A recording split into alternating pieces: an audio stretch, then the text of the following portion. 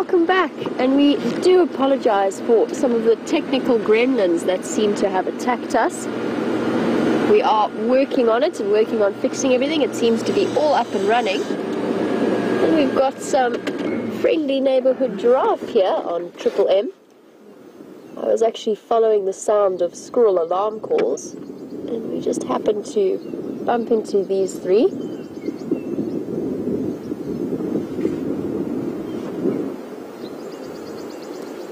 Hello, big girl.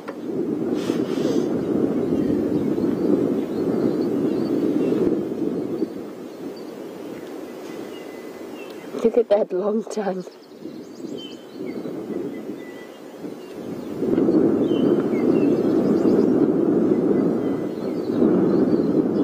It's so wonderful when you have views like that. You can see their long eyelashes. Of course, those are such an important defense mechanism for when they're walking through the bush, to try and make sure that they don't poke their eyes in any way. They do feed on trees with some rather vicious thorns, and you can see how she's tucked her head right in there. So it's important to have an extra level of eye protection.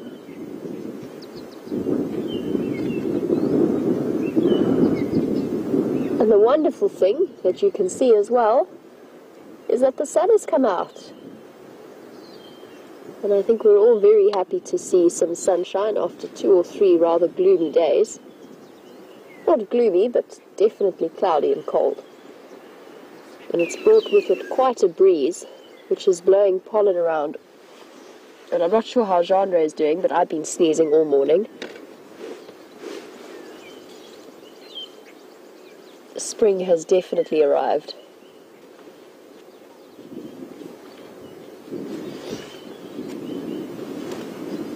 They are such entertaining animals to watch.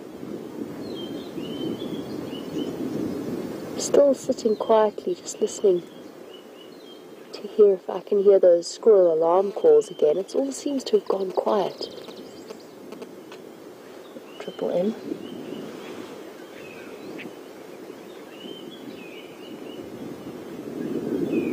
And just to let you know, when I last saw you,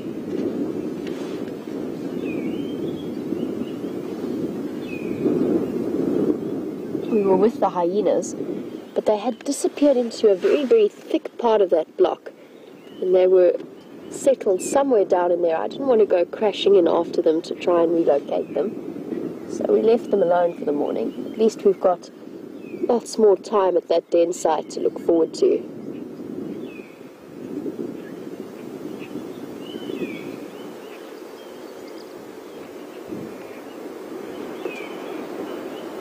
You hear the wind coming through, I think just spelling the end of that cold front we had.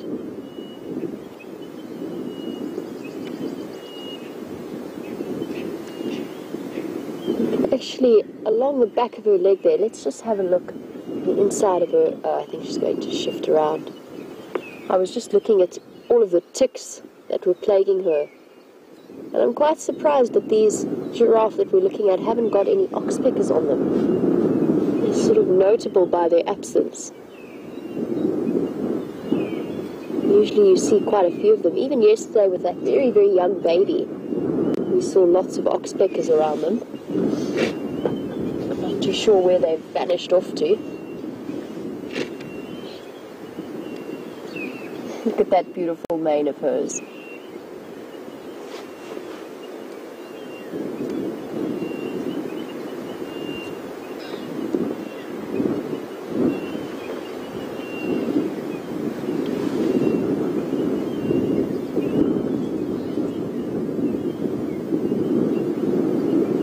Well, Georgianne in Illinois, welcome as always to the Sunrise Safari. Georgianne's picked up on the fact that she's got that injury on her neck just towards the base there. And Georgianne was wondering if females will ever fight each other, and if not, what it was that could have caused that injury. Here you go. That wonderful, graceful walk of hers. For the most part, no, females don't. They might, if another female got a little bit too close to a young calf, mother might respond by kicking out or lashing out, but they don't fight in any way to defend territories in the same way that males will fight each other for females. So very peaceful animals. That injury on her neck probably came from a very small scratch or something that became infected, and also probably not helped by the oxpeckers, who will not only pick ticks off the skin but also keep injuries open and stop them from healing, and sometimes even make them a little bit bigger. And the other thing that's a possibility is giraffe are quite prone to skin diseases. Some of them get something along the lines, it's a variation of the herpes virus that causes polyps on their skin.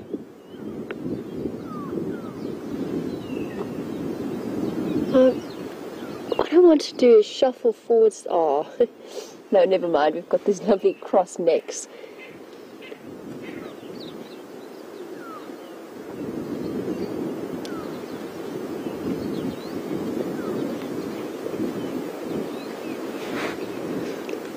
There's lots of them around. We've got the 3 on the left, and then there's also some more tucked in the bushes off to my right.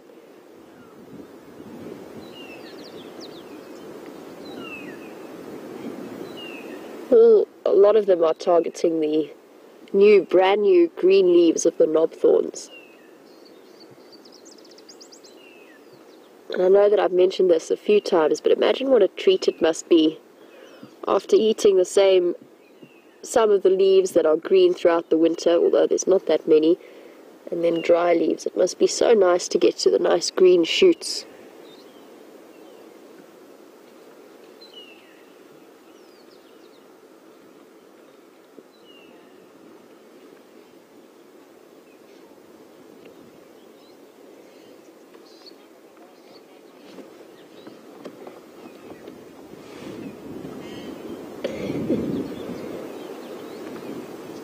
This one's taken advantage of a knobthorn that's been pushed over by elephants. Let's put it nicely within her reach. And it's so hard for us to fathom how they manage to eat something like a knobthorn. And I've been stuck in knobthorns so many times. They have the most incredibly cruelly hooked thorns that do a wonderful job of piercing the skin at the slightest touch. And yet somehow these giraffe, their mouths are so tough that they can wrap them right around, strip the leaves away with their tongue.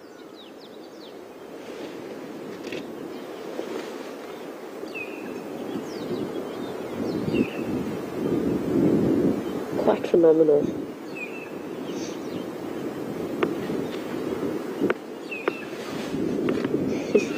Hello, big girl.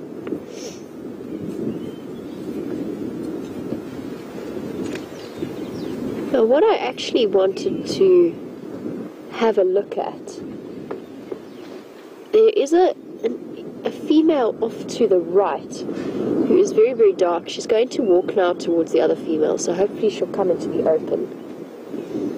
But we've spoken a lot about aging giraffe by their colour. I just want to have a look at her as an example because she's not that big. Even for a female, to me, she looks quite small, and she actually looks quite young. But she's very, very dark in colour. And it's an interesting note to remember that although it is a general rule that giraffes get darker when they age, here she comes, it's not always a steadfast rule, because there can be genetic variance to that as well. Because look how dark she is compared to the others. She doesn't look that old to me. She looks quite young. She's still fairly short. I mean, short is all relative when you're a giraffe, but fairly short for a giraffe.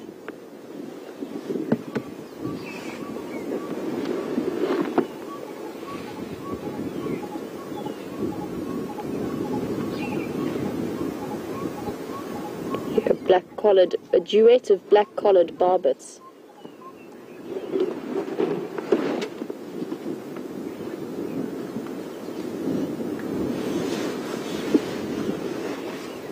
Such graceful animals.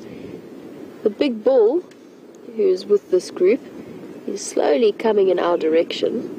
I'm hoping he's going to make his way out into the open.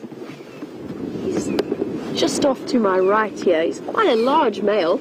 I saw his tracks as we were, or at least I think it's his tracks, as we were driving up WildEarth main access. And I noticed he did have very large feet, but just as a size comparison, he is absolutely massive. Oh, that's one of the biggest giraffes I've seen here. He is going to keep walking, hopefully into the clearer spot.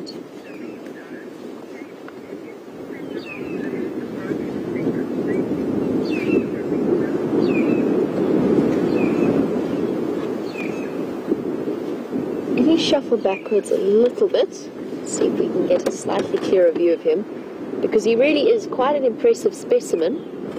But also I just want to have a look at the way that he walks. Now we're a little bit far away from the usual area where we see him in, but there is an old giraffe bull about this size,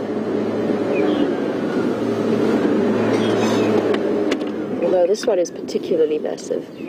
But there is an old giraffe bull that we've seen a couple of times on drive who's got a rather broken looking ankle. It's very swollen, he can't put any weight on it. And Teresa, good morning and welcome to the Sunrise Safari. You were wondering if I'd seen him recently. No, unfortunately, Teresa, I haven't. Not for a while. I'm sure he's still around though. He's quite big and more than capable of defending himself, even with that broken ankle. This bull is absolutely huge. He's not even just tall, he's really stocky. He's got an enormous head. And they do continue to grow throughout their lives. But this is quite an impressive specimen we've got here. He's probably, just a guess, I would say he's in close to 20 years old. And that head of his probably weighs somewhere close to maybe 10 kilograms, possibly even more, which is 25 odd pounds. You can imagine that kind of weight swung at the end of the momentum of a long neck. It'll have quite the impact. Now I'm going to have to just pull off the road for the moment, just to let one of the other vehicles come past.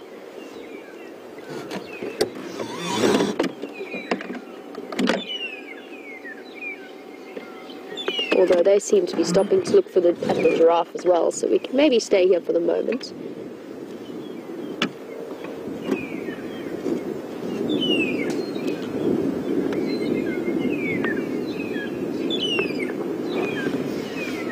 Okay, let me just shift out of the way for Doug. Let him come past.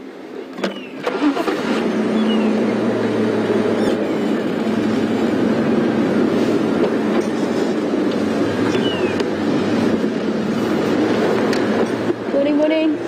Good, and you? No, nothing that we found. Just the hyena den. I know they were looking for shadows on around Triple M. Yeah. Oh, okay. I know that Scott was heading in that direction, so I'm sure he'll follow up. Alrighty. Cool. Enjoy, guys. Cheers. Just getting an update from one of the guides, Doug, who works at Simbabili. And he's mentioned that Sindile, or Shadow's cub, they were having a look for him somewhere on Arathusa around Triple M, between Triple M and Parallel Road. Now I know that Scott was in that area. There's been a lot of coming and going with young Shadow's cub. Let's do a swing around, see if we can get one last look at that beautiful big bull. Really is quite extraordinarily large.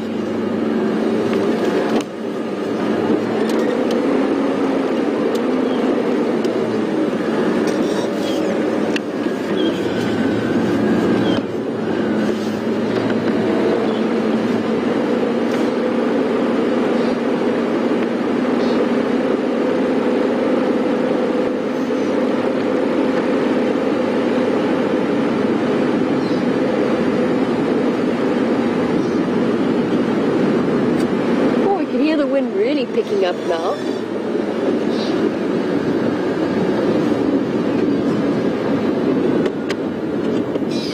Let's just have a look at this big guy.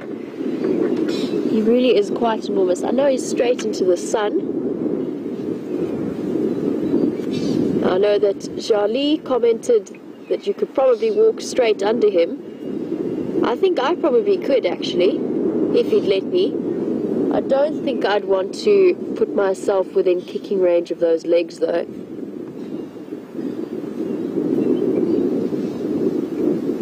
Those kicks can be incredibly powerful, so not only swinging that heavy head of his, but they can formidably kick, and they can kick backwards and they can kick forwards.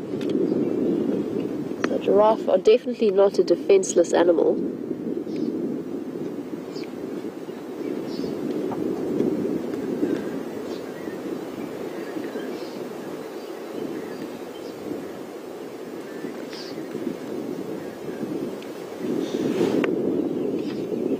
Since we've got this perfect opportunity, or we had this perfect opportunity, I'm hoping is going to stop so we can continue having this opportunity.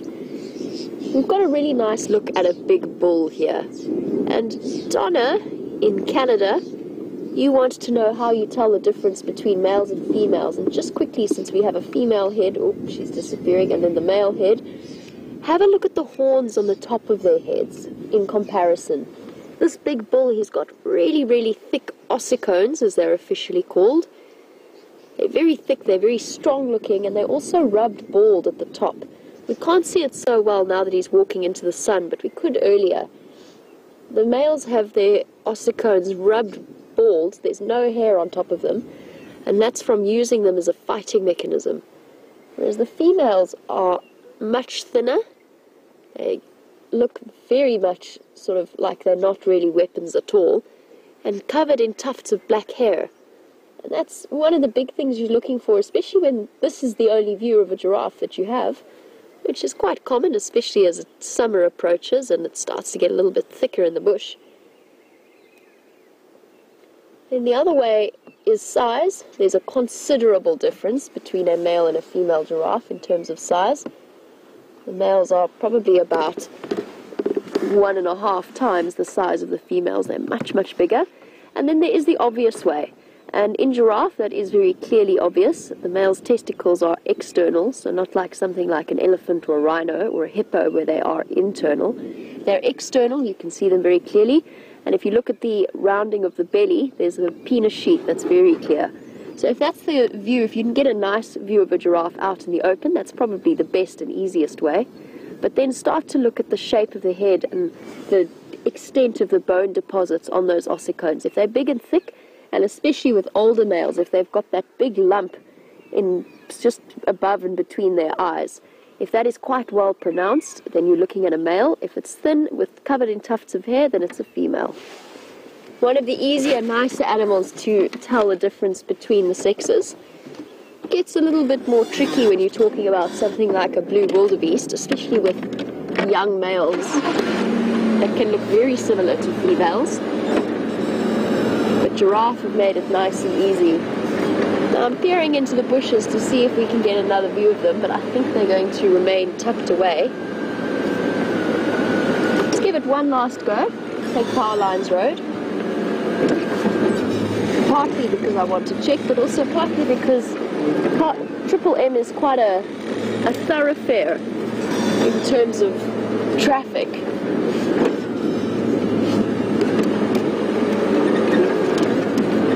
And there's lots of oncoming vehicles, so let's try and avoid them and hop onto Power Lines Road.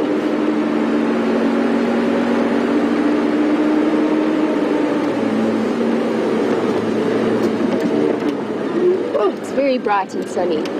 Makes such a nice change.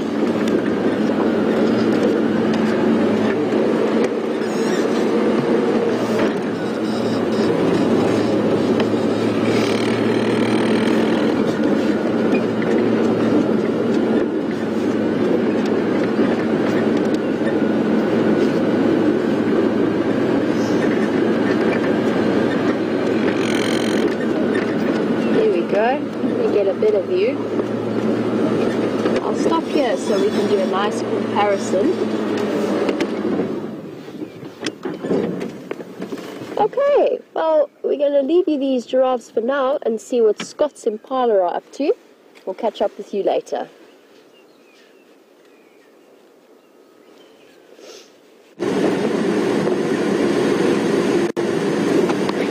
Welcome back. And Jamie's doing a wonderful job finding all the animals this morning. Vim and myself have been less fortunate, but that's how it goes. We shot up towards the northwestern corner of Djuma as we had reports of monkeys alarm calling in that area.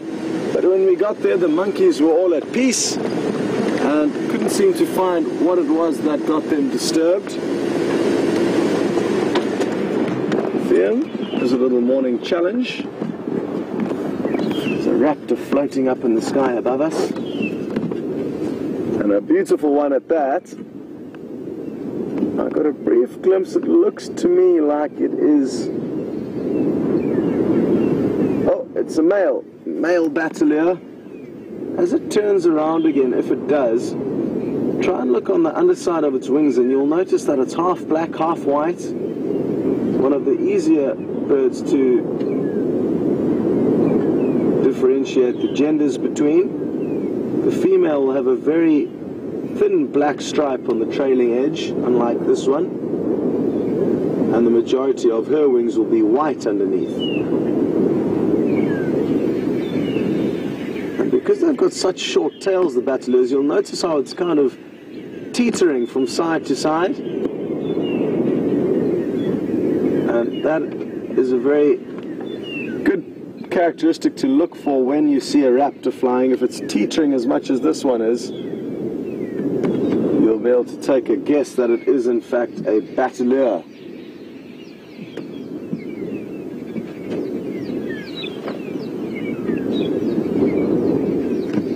It's one of my favorite things to watch. Eagles soaring above us. And while we watch it soar above us, we can answer a question from John in California. He's desperate to know of any updates on Junior, a young male lion in the Nkuhuma pride, and any other members of that pride. And sadly, John, they haven't been seen for quite some time now, and I'm not too sure where they are or what is going on with them. So sadly, no updates there for you. If any of you have heard of where the Nkuhuma pride could be, or a portion thereof, the last that we had heard, they'd actually split up. There were 3 lioness seen together, and Junior was seen with one of the younger lioness on Sibambili, but that was probably 4 or 5 days ago, so not too sure, sadly.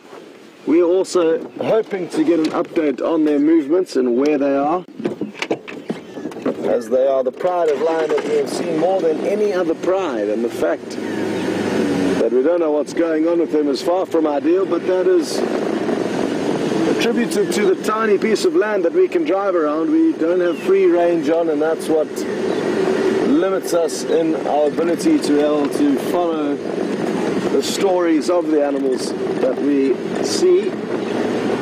It's because they are simply elsewhere.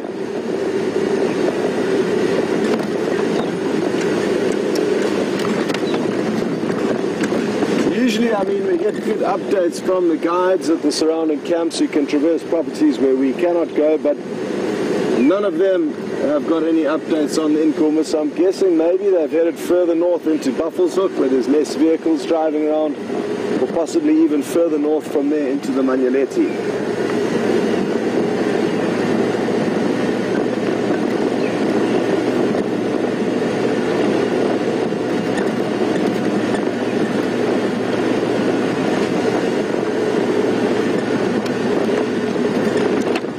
Wonderful to have the sun poking out through the clouds. It's been almost 2 full days of overcast weather, and this is the first of the sun that we've seen, and all the plant life is going to make the most of this opportunity to get some photosynthesizing in.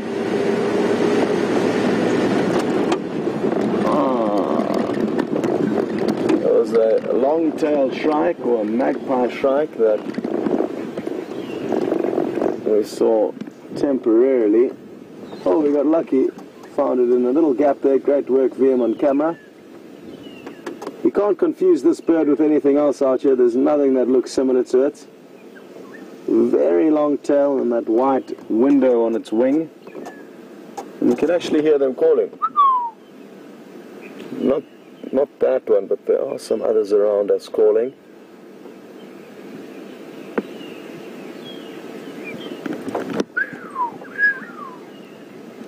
But you may be able to hear faintly.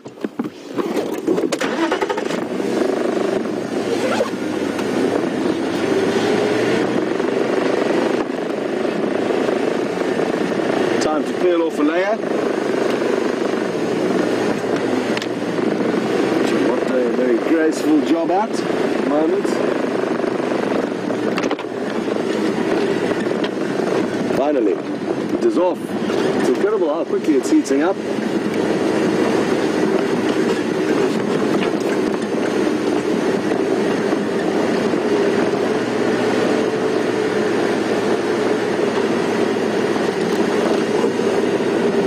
Still on the topic of lions, a question through from Eddie Abbey. And I would like to know if any of the lions in the Sabi Sands have ever been collared for monitoring their movements. And not that I've ever seen, Eddie Abbey, the only animals that I have seen collared within the Sabi Sands are elephants and a buffalo, both of which would have been collared in the Greater Kruger National Park and are simply wandering through their massive home.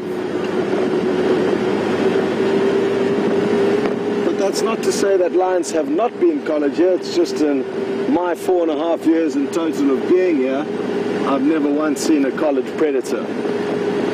Sounds like that could change though. There's a chance that Sandile might need to get collared to monitor his progress after the whole rabies and inoculation scandal, but hopefully we will get more information and light on that topic in the coming days so we can fill everyone in on what exactly is the plans and protocols that need to be followed to ensure that he is okay. But the Sabi Sands management did mention yesterday that there is a chance they would need to collar him. It would make our life very, very easy in finding the animals, having collars on them. But it would detract greatly from the excitement of having to track them down ourselves. And I'm more inclined to leave animals without collars or any radio transmitter. Unless, of course, it's for a good reason. And research on animals is certainly a very, very good reason to collar them.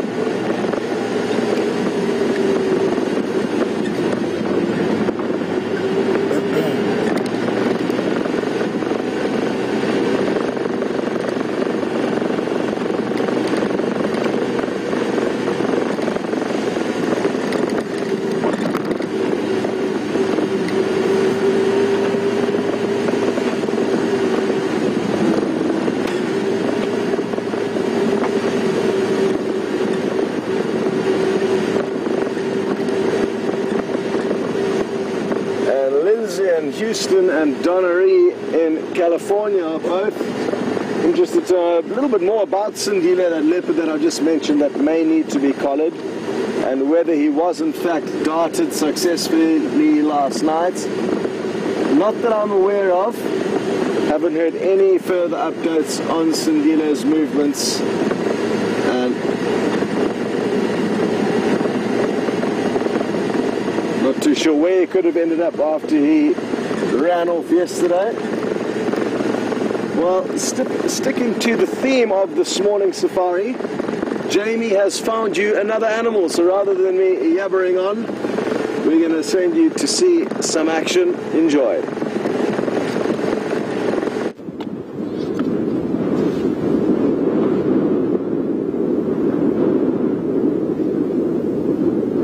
Welcome back. And no matter where I am in Djuma, somehow the elephants seem to find me over the last 3 days. I certainly wasn't looking for them this morning, but I'm also definitely not complaining. There's nothing like having an eddy coming through to say hello. I saw two when I first pulled into this sighting. Now I've only got visual of this young bull. He looks very familiar.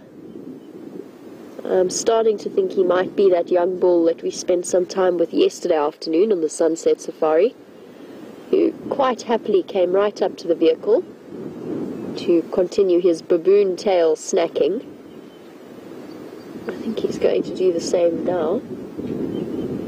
The wind might be making them a little bit unsettled. It is incredibly windy. Here comes the second one at the back.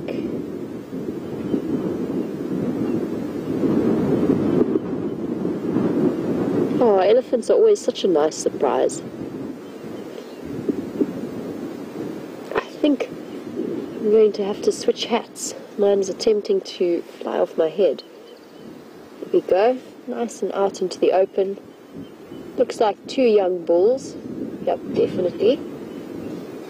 Now, I'm not sure where the rest of the herd is, but I did get a very strong smell of elephant when I came around here earlier. So these two are probably just following behind. They're right at the cusp of that age where it might be time to start separating themselves from the rest of the herd.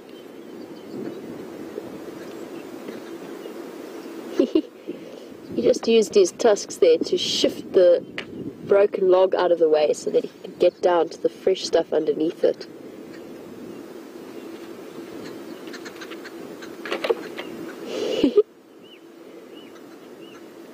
Oh, big boy.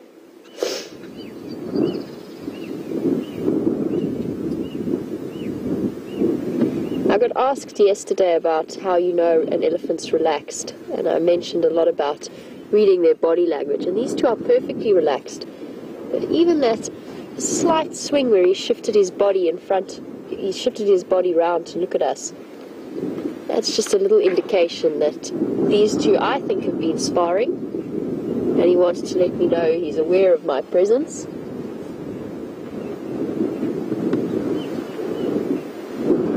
Two young teenage boys off on an adventure together.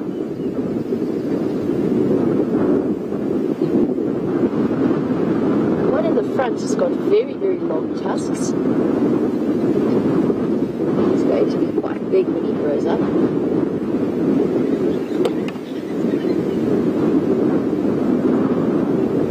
And they're definitely moving fairly determinedly to the west. I think that could well be where the rest of the herd is. I didn't see them, but that could well be where they are. Let's try and loop them quickly and get onto the road ahead of them. There is Impala Road just there, so let's see if we can get round in time and get a nice view of them from the front. What a nice surprise. I've had a couple of very illy-filled days over the last few days.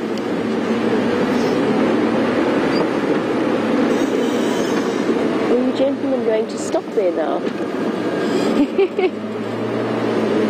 Looks that way.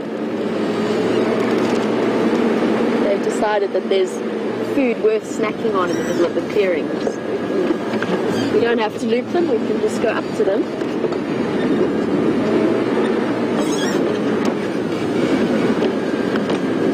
I've had to abandon my hat in the interest of not having it blow straight into the elephants.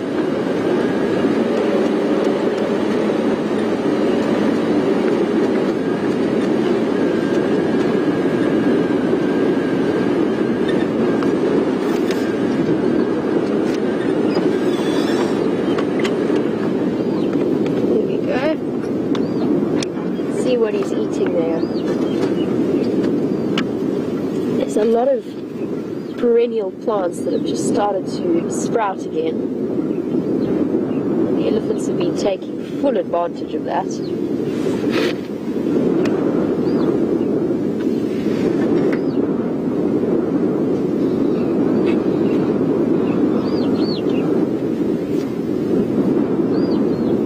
Off he goes into the block to join his buddy. Moving very fast. Imagine how much ground they can cover. And that's quite a gentle walk. I mean, he's not running, he's walking with purpose. Just imagine how fast those strides would take him and how much ground he can cover in a day. Easily 20 kilometers.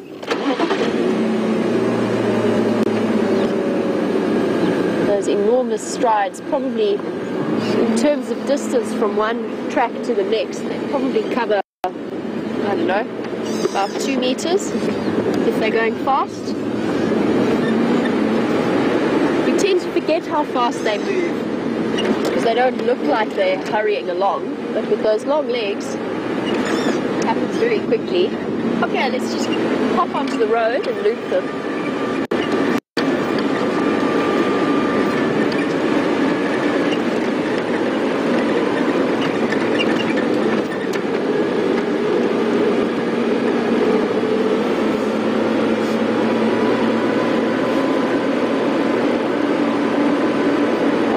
How they react to the impala as well, or how the impala react to them.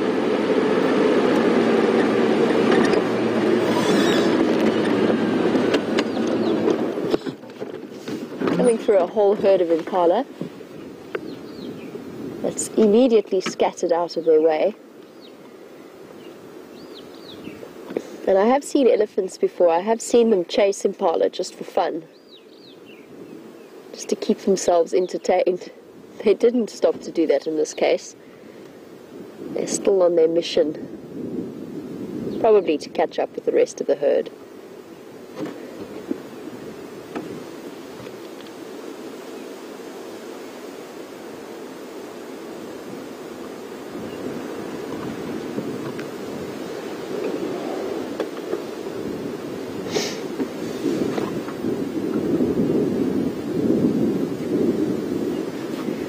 Definitely see the purpose in what they're doing. They stop to feed every now and again, but very, very briefly. It's almost like grabbing takeaways as they move.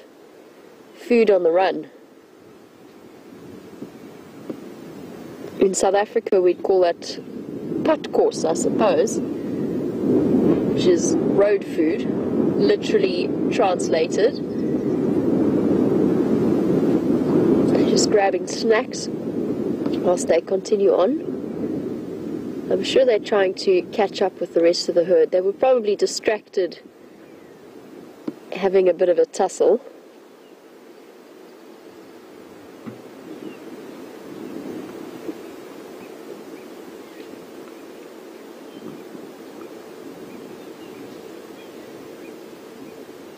Nope, this has been a good place to stop for now. Not for long. You can see the restlessness in their body language. They're on a mission somewhere.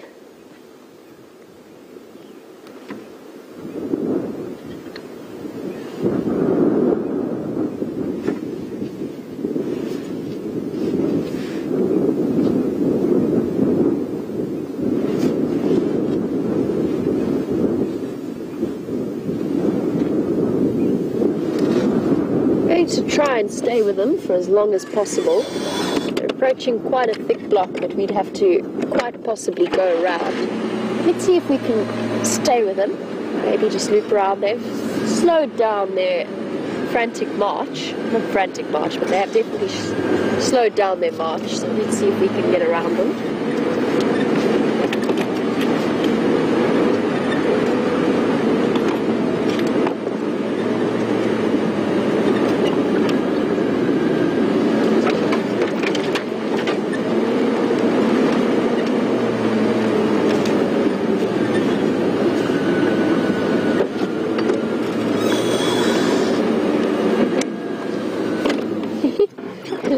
We watch him strolling along. Sharon, who is on Twitter, has made a comparison that I didn't ever think I would hear, but I think it's a brilliant one. And she says that the elephant's walk reminds her of John Travolta in Saturday Night Fever, which I think is a valid comparison. And now I'm never going to be rid of that image. Oh, nice! Scott has got a family of warthogs to show you, so let's look at them and be back with you later.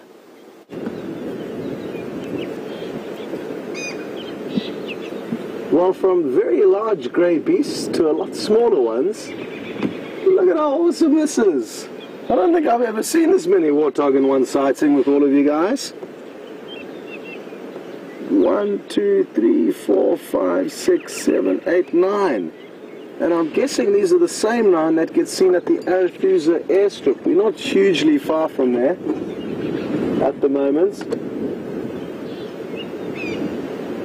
And it's in all likelihood 2 mothers with their piglets from last year. They've both been incredibly successful. I'm just going to reposition quickly. They've both been incredibly successful mothers, being able to raise all those piglets, and let's hope that they continue to be successful with their next litter. But they should be giving birth to shortly. It'll actually be interesting to look at the adults to see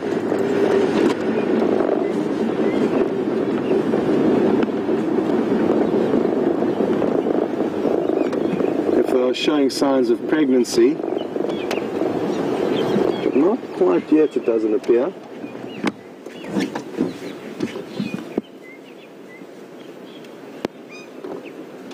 It's one animal that I cannot wait to show you. Tiny newborn piglets. They're incredibly cute and good quality entertainment. They often race around chasing one another, squealing with excitement.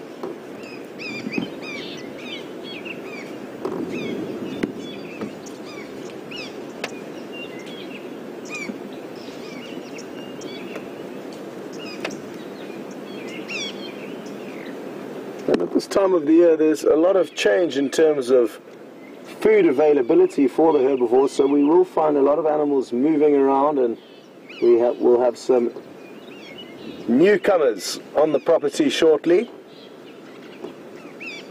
Now I'm interested to hang around here because this is the area that we saw Sindile in yesterday, a young male leopard, and imagine if he manages to catch one of these little warthogs. Obviously it'll be bittersweet because we'll be happy for him, but not so fortunate for the warthog. But he was last in this area, and he quite often does hang around in a given area for quite some time before his mother comes to collect him. So let's just drive around and see if he isn't here.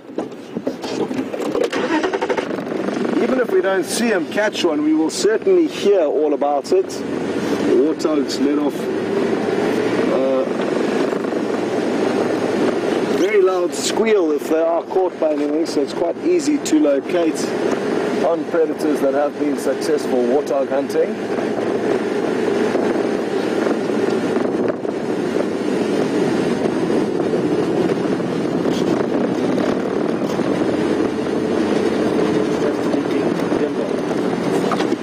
What's that there? Then I spotted a sleepy steenbok, and I'm just going to reverse forward to show you guys. Oh, well spotted. Cute. Incredibly pretty little antelope. And this female's got her ears pinned back, probably because of the heavy wind that she's trying to avoid receiving. Isn't that pretty?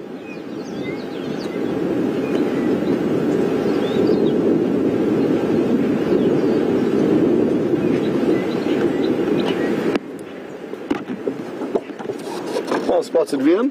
Good work there.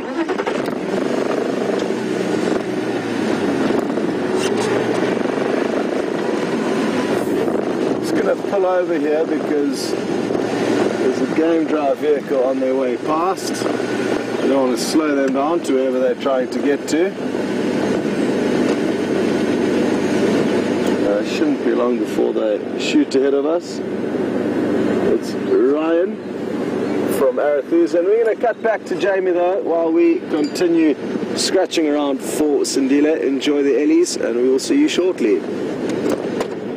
Morning Ryan, morning everyone.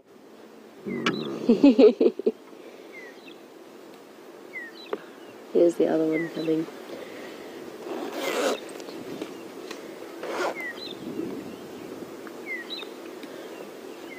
Oh, welcome back.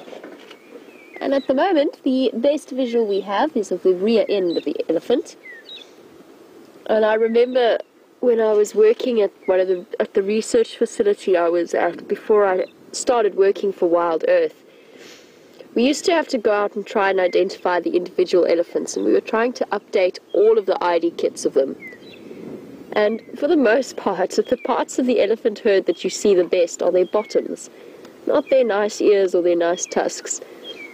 And eventually one of the interns decided that the best way of identifying elephants would be to spray paint bright pink numbers on their bottoms as a solution. Of course, we never did it, but it can be surprisingly tricky when you're going out and you're looking at an elephant herd of 20 individuals or more in a thick block, and you're trying to work out who's there and who isn't. It can get very, very tricky. Elephants can be very unobliging when they want to be.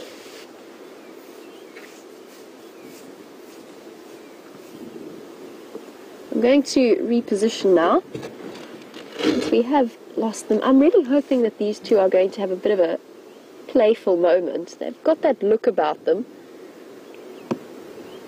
They are that right age where play fighting occupies a great amount of their day.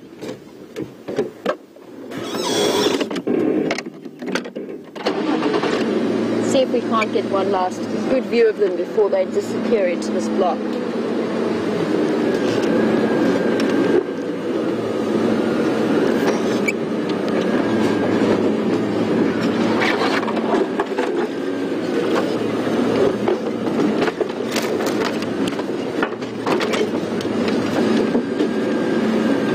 Bump over a log.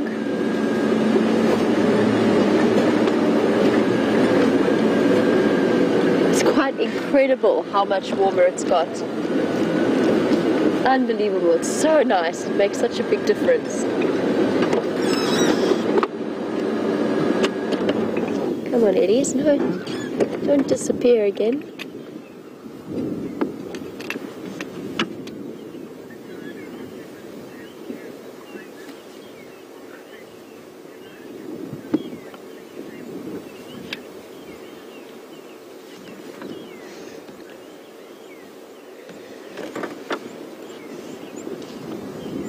And just to give you a better idea of what the weather's looking like and how Juma's looking after the last 2 days of rain, let's cut across to our drone view and see what they're seeing, and I'll be back with you just a bit later.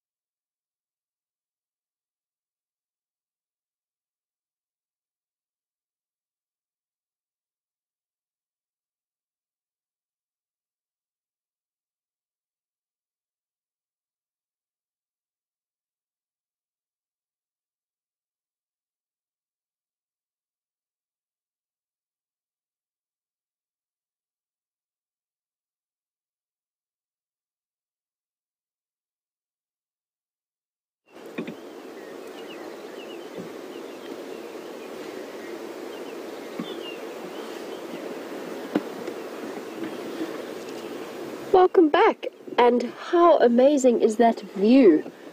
Quite incredible what you can get to see from the sky. And we're still with our Ellie bulls. It sounds as though you had amazing stuff. You could see all of the cloud shadows, and they must be moving fairly rapidly in this wind, much like our elephants are doing. Every time we find a nice position, they decide to disappear off further into the block. You can hear the wind gusting. That does have a tendency to make a lot of animals a little bit more uncomfortable, and they tend to veer towards nice thick areas of vegetation to hide themselves away.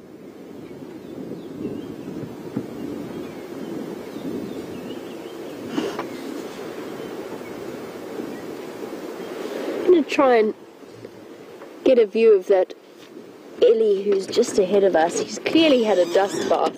I want to just show you all of the loose dirt that's on his back.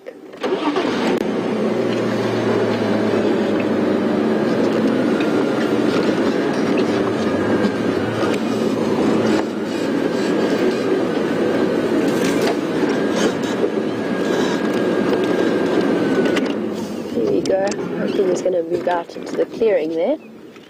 Let's just have a look at him there. You can see how much dirt he's got on the top of his back. It's almost made that light colour. It's very clearly loose sand that he's been spraying up.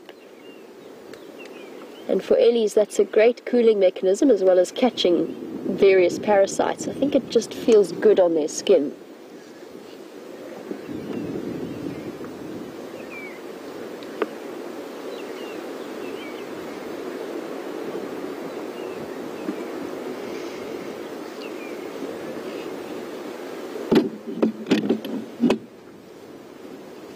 Now the block that these ellies are disappearing off into is getting thicker and thicker.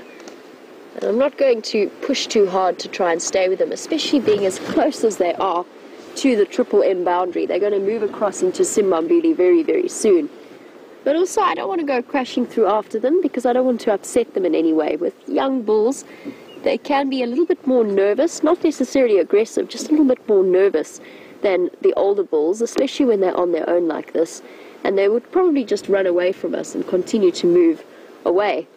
Now Sharon from Pittsburgh, welcome to the Sunrise Safari.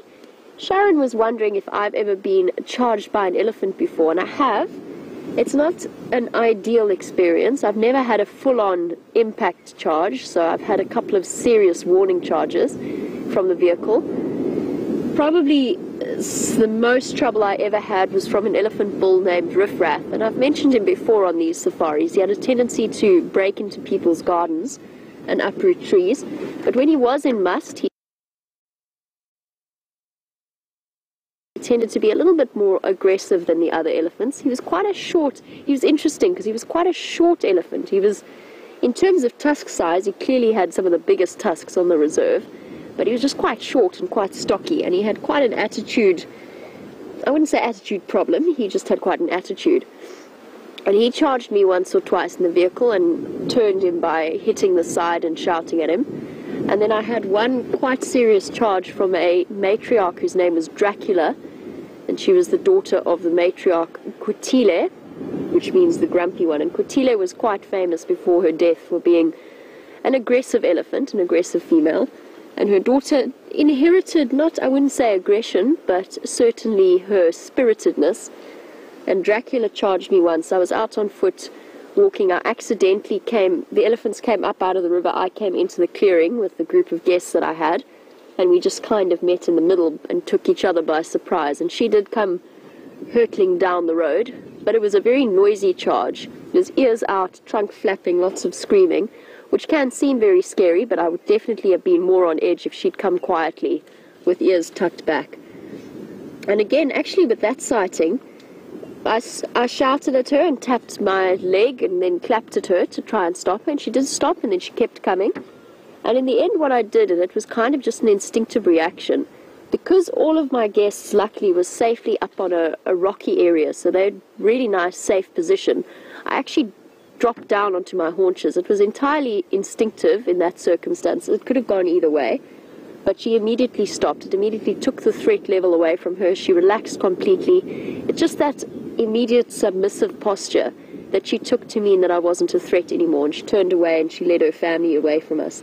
And the only reason she was giving me that serious warning charge was because she was ahead of us, but the rest of her herd were kind of off to the side of us, so it was almost like we were going to cut in between them, and she wasn't happy with that situation, especially with young babies.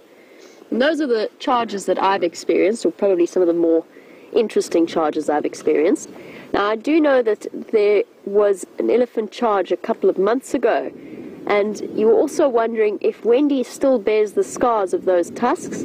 We're in Jigga at the moment, but yes, Wendy does indeed still have 2 perfectly elephant tusk width holes in the side of her. I did hear about it, and I have seen the video of that particular incident. Fortunately, still nothing has happened since then, but an important reminder. I always look at those holes and just use them as an important reminder as to the power and the respect that you need to have for the elephants out here. Our bulls have disappeared off into the block. I'm just peering in to see if I can see them. I can hear them moving off.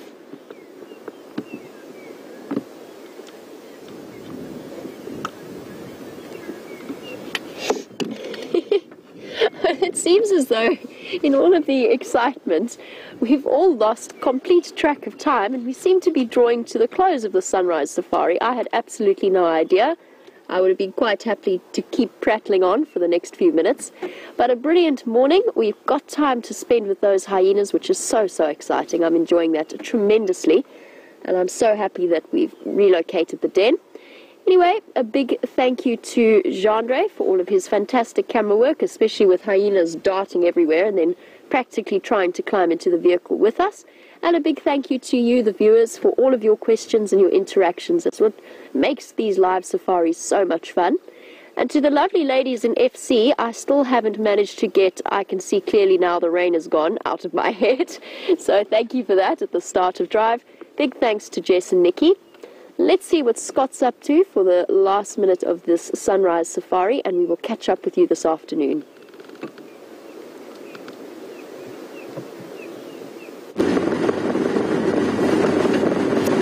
Welcome back. William and I spent some more time in that area, hoping to find some dealer, but came up with nothing.